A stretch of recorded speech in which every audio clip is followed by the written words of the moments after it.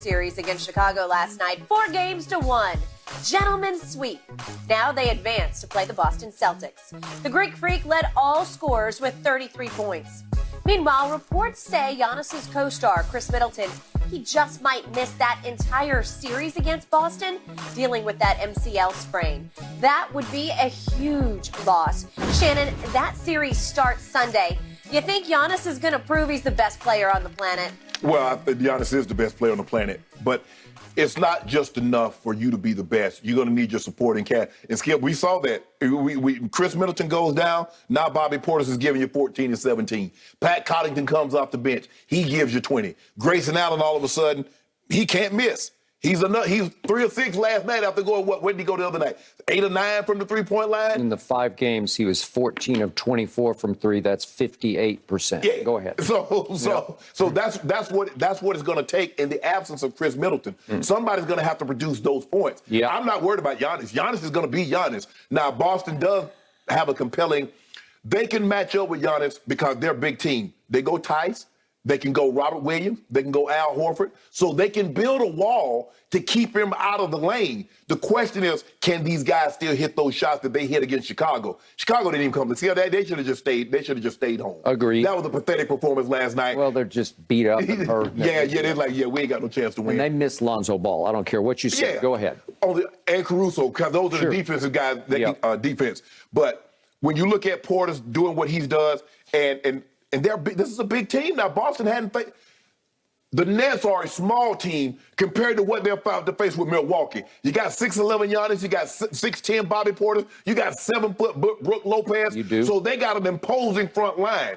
The question is, Skip, will these role players, because I know the role players, is Milwaukee role players better than Boston? I know what I'm going to get from Grant Williams. I know what I'm going to get from Tice. I know what I'm going to get from Pritchard. I know what I'm going to get with some of the other guys.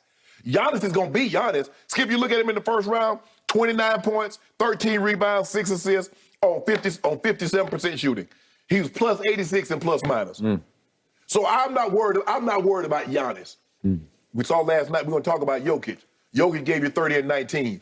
You need a little something, you need a little boost from somebody else. So I'm going to say Giannis. I love the Celtics. And I hate. This should be an Eastern. This should have to take place in the second round. I'll buy that. This needs to be an Eastern Conference Finals matchup. Okay. But unfortunately, hey, it is what it is. It's the 2 versus the 3. Yep. I'm gonna take the Bucks. I got to ride with the Bucks because I had them at the beginning of the season. I would feel a lot more comfortable had they had Chris Middleton. This is the hand they've been dealt. They got to play these cards. But I think it's going to be an unbelievable matchup. I'm gonna say the Bucks win in 7. But I'm like on a scale of confidence, I'm like at a 4. At a 4, said on a scale of 1 to 10, I'm at a 4 as far as confidence without Middleton, getting past the Celtics. Speaking of a 4, the Celtics at home are a 5-point Game 1 favorite. Wow. That tips at 10 a.m. Eastern. I'm sorry, 10 a.m. Eastern here in L.A. on Sunday. Were they ever that big of a favorite against Brooklyn? I don't think they were ever that big of a favorite, Skip. I don't think so. Obviously, that has something to do with no Chris Middleton. Right. Okay. Okay. I have had to listen to you talk about Giannis this and Giannis that for a couple of years now. You know what he is. I don't know what he is. You do. But I'm about to find out, which is why I love this matchup. This is the perfect opportunity for Giannis to step forward and show the rest of the world outside of Shannon Sharp's world, that he is unquestionably the best player on the planet, capital, capital, capital, capital. You want him to do something the other best player on the planet couldn't do.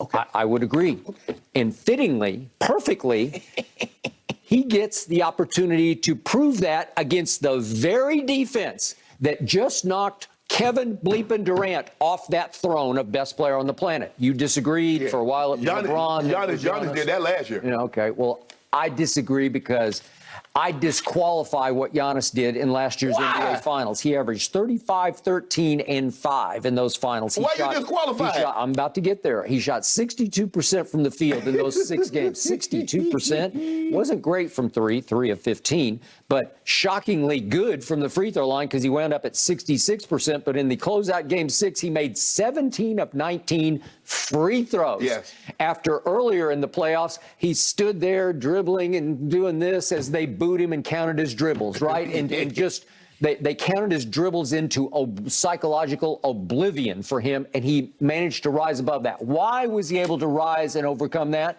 Because he was guarded in single coverage during the finals by one DeAndre Ayton, and to quote the great Shannon Sharp, he's too light in the britches. He needs a couple of bricks in his back pocket because he doesn't have anything in his back pocket. He's a beanpole, and he's kind of got like a baby man body, but it's still kind of a baby going on man body. He's got a man face, obviously, but he just doesn't pack enough wallop physically to stand up to Giannis. Right. And remember what Chris Paul said? I think it was after Game 4 loss, maybe, where he's saying, I guess we should build a wall. And he's like trying to send a message to his young coach. Yes. Monty, guess how Toronto beat him? Guess how Miami used to beat up on him? They just built a wall and said, you can't come in here. If you're going to do any damage, you can do it from 8 feet out to 15 feet, but you can't come in here and dunk on us. Yes. You can't get anything easy at the basket. And when you took that away, you took him pretty much completely out of play. Yes. Right? Okay. Who better to do that than the team you just described in your opening soliloquy? They are long, they are strong, they are nasty on defense. They're a pack of wild dogs on defense. And they have a coach, Ime Udoka, who's about to sick his pack of dogs on Giannis. You know and I know that when they focused on Kevin Durant and said, we're going to take him out of the game, obviously different sort of psychological makeup than Giannis, but they just beat him up. And then they just beat the hell out of them on the scoreboard and on the floor. Yes. They played football, basketball, defense, and it was a spectacle. I'm still shell-shocked from how bad, just the shock factor for me is just how much he got overmatched and overwhelmed by Boston's defense. And Ime obviously sat on the Nets coaching bench last year. He knew exactly where the weaknesses were, where the softness was, and he attacked the weaknesses. Well, Skip, it's going to be the same approach. It will. I don't believe Seth Curry. I don't believe Bruce Brown. I don't believe these other guys, the auxiliary guys, can beat us. And he's going to take that same approach. Giannis, we're going to limit you. I'm going to see if Bobby Portis, I'm going to see if Connington, I'm going to see if Grayson Allen, I'm going to see if those guys can beat me. I don't believe they can beat me 4 times in a 7-game series. I just don't. That's his going to be approach. Now, Giannis can't get passive, and all of a sudden, every time he sees the double team come, sometimes he's going to have to do what KD did in the last game, Skip. He saw the double team coming, he's whirled quick, headed to the baseline, elevated. You're right. That's not Giannis' game. The key for Giannis is to get the ball and push it up himself. He loves to lead the break, try to beat guys down the court. Now, Al Horford, those guys, Al does a great job. He's on a little long in the tooth, but he's done a great job getting back. Robert Williams should be even a little more healthy. I would say. Tice, they got 3 bodies, Skip. They got 18 fouls. That's how I'm looking at it. We got 18 fouls. If push come to shove, we're going to see if he can do what he did in the championship game last year, go 17 to 19. But we're not giving him dunks, and we're not giving him layups. But he's going to find a way. They're going to find a way. Is he going to find a way? And why did I disqualify him from best player on the planet all along? Because he's not even the closer for his own team. Chris Middleton is the closer. Chris Middleton is not available, and I don't think he'll be available for the rest of this series. Yeah, I don't think he's coming back. But who closed Phoenix last year? I don't know. Monty Williams closed them because you can't overcome 35, 13, and 5 assists a game. You can't overcome 62% from the floor. It just was a downhill wipeout. After games 1 and 2, here they came and there they went. Right. And it was never. They didn't need a closer. Skip, Giannis in his last 7 playoff closeout games, 33, 12, 6 on 60% shooting. I'm talking about making the shot in the game. And I saw Chris Middleton make the shot in the game because the championship series was actually the, second round.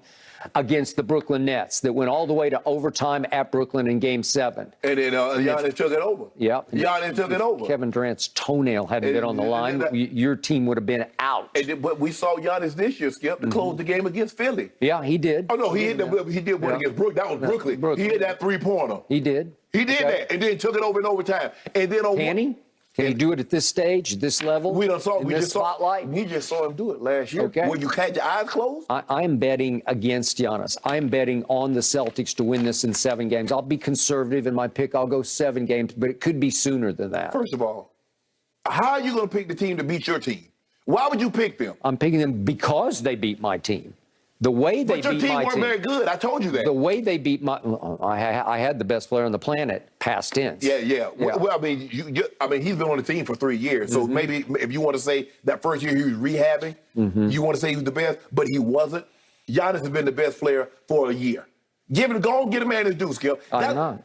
Why? Because this is the time you have the greatest opportunity of your career to show me. Just show me. He didn't show you last year. No, I just told you. Not against DeAndre Ayton. It was. No, what against Kevin Durant? What about Lamar? What about those guys? What he did last year? The shot in the overtime of Game 7 was made by Chris Middleton. The game-winning shot, Chris Middleton. But we put the clamps on it. Yeah. Skip, look. All I'm saying, look. I would love this matchup. I would feel a lot more confident. I would say, you know what, Skip? This thing only going 6. Milwaukee gonna win this in 6. But I just don't. Without Chris Middleton, because I know Chris Middleton, and he can get herky-jerky sometimes also, Skip. But I also know he can go get you 50. He can go get you 40. And they don't have anybody outside of Giannis that can go give you those type of numbers. Holiday kind of been up. He can be up and down. I mean, he might give you 26 one game. He might give you 10. 1 of 7 last